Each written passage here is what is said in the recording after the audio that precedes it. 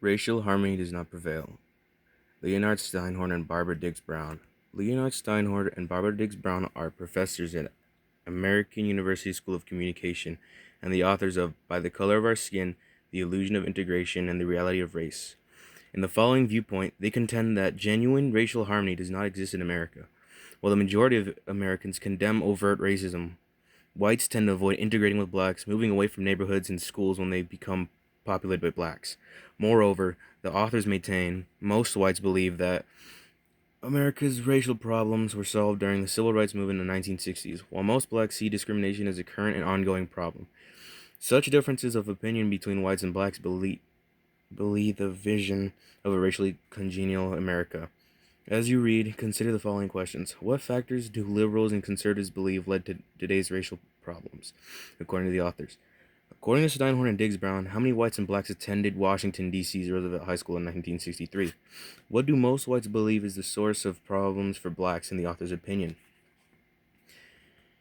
Excerpt from By the Color of Our Skin by Leonard Steinhorn and Barbara Diggs Brown. Copyrighted 1999 by Leonard Steinhorn and Barbara Diggs Brown. Used by permission of Dutton, a division of Penguin Button Incorporated. There is a conventional wisdom about the 1960s that most writers and commentators follow. The storyline is this: we came close, very close, to solving America's racial dilemma completely in the mid-60s, until a number of factors stalled our progress and undermined the consensus. Great strides were made toward integration, according to this view, but unfortunately we now live with a bitter aftertaste.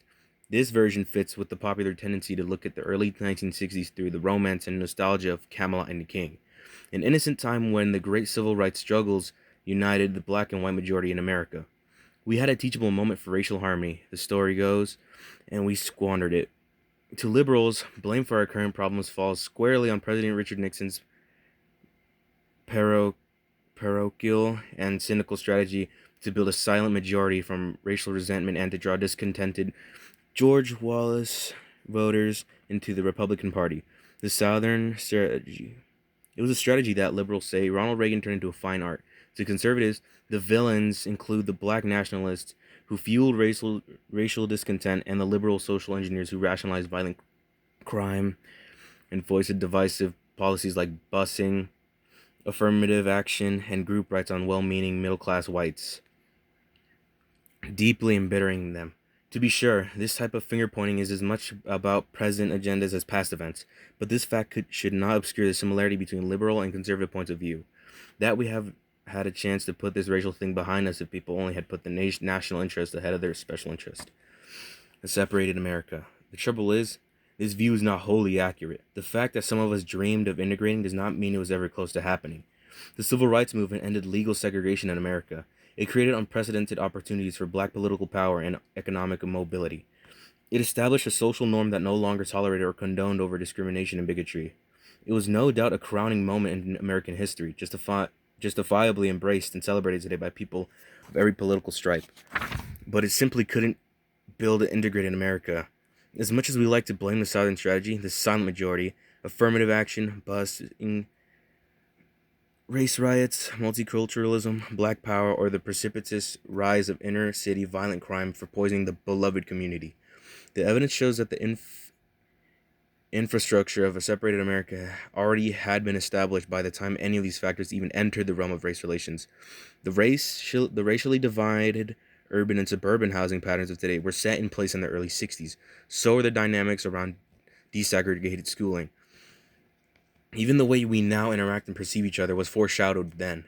In November 1964, only 4 months after Congress passed the 1964 Civil Rights Act outlawing discrimination in employment, government programs, and public accommodations, a law whose purpose, as President Lyndon Johnson stated, is not to divide, but to end divisions. The people of California, by a resounding 2-1 margin, approved of the constitutional amendment for their state and that overturned an open housing law and effectively allowed racial discrimination in housing.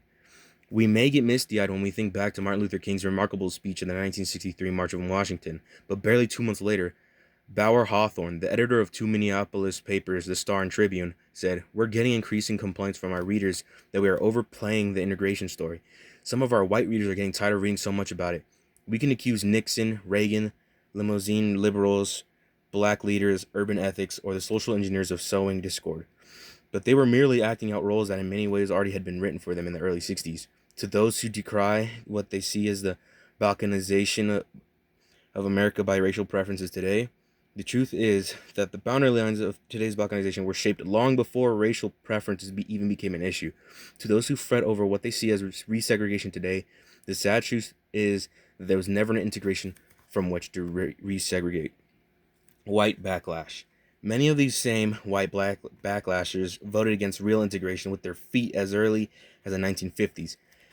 And there was no shortage of overt backlash among self-proclaimed moderates, even during the halcyon days of civil rights era, before affirmative action, race rights, black power, and fairness, and busing supposedly alienated them.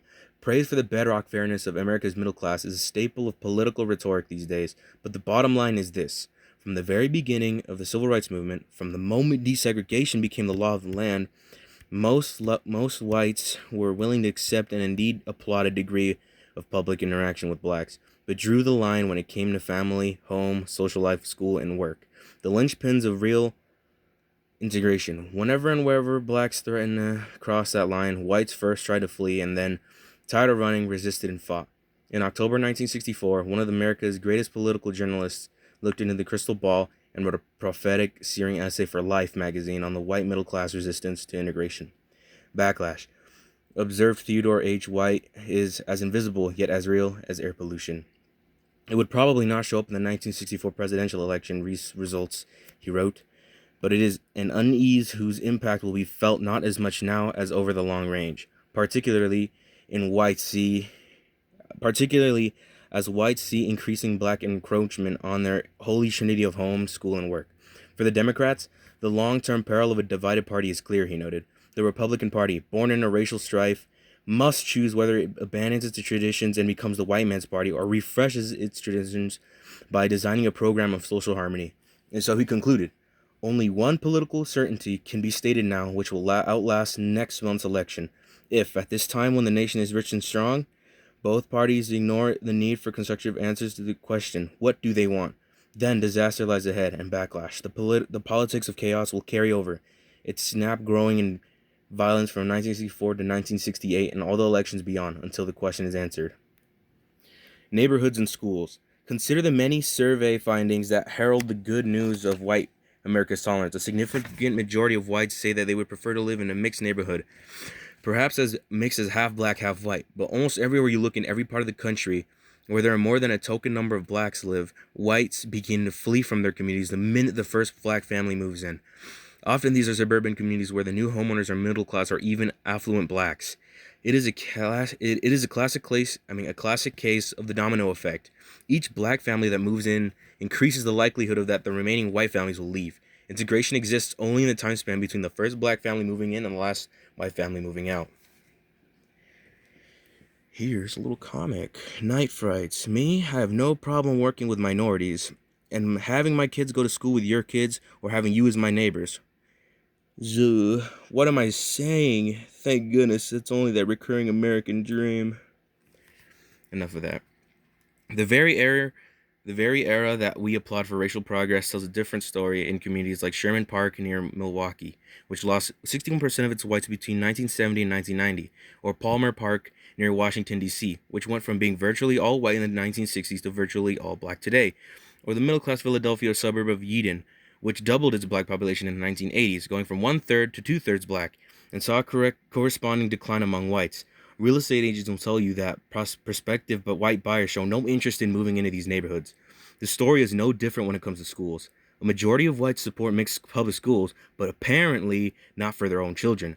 A 1993 survey of whites from the Minneapolis suburbs found that 2/3 favored sending white suburban children to the predominantly black Minneapolis public schools as a way to increase the integration, but only 7% said they would send their own children. In Baltimore, every one of the 9 all-white schools that were required to integrate in 1954 had become all black just 7 years later. Roosevelt High School in Northwest Washington, D.C. had 747 whites and no blacks in 1953. The year before desegregation, 634 whites and 518 blacks in 1955, the second year of desegregation, and 19 whites and 1,319 blacks in 1963.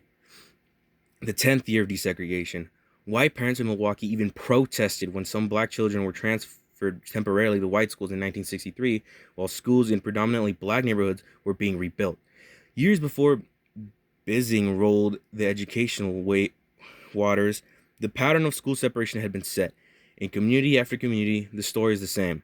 Blacks make a significantly larger proportion of school children than their percentage of the school-age population, which means that large numbers of whites begin to flee the system for private schools when the black student population inches above the token. As of 1998, there were fewer than 4,000 white children left in Atlanta's public schools. Nor should we be misled if the numbers for an entire school district make it appear integrated. The actual schools themselves are often segregated by race. In Illinois, Michigan, New York, and New Jersey, almost 3 in 5 black public school students attend schools that have fewer than 10% whites. The integration illusion. The dissonance between professed racial attitudes and actual racial reality should come as no surprise. Ever since the 1960s, as society began to shun over bigotry and applaud gestures of racial tolerance, social scientists have found whites to exaggerate their contact with and support for blacks. As with any norm, people understandably want to be seen as conforming to it. In this case, they are evincing society's anti-racist and tolerant attitudes. In exit polls after elections, for example, more whites say they vote for black candidates than actually do. One study compared the different responses offered when the phone survey interviewer could be clearly identified as white or black. On topics such as racially mixed schools, friendships with blacks, and who's to blame for current black problems, white survey respondents who were interviewed by blacks consistently provided a more liberal or integrationist response than whites who were interviewed by whites. The point here is not to deny the credibility of all polls, many of which can be useful in comparing black and white attitudes, but merely to show how powerfully the integration illusion defines our perceptions of self-image. Call it racial civility, decorous integration, or the politeness conspiracy. The bottom line is that our professed attitudes, symbols, and public expressions masquerade as integrated when our lives clearly are not. And what people say is less important than what they do. To be sure, let us not overlook an important area of consensus: blacks and whites.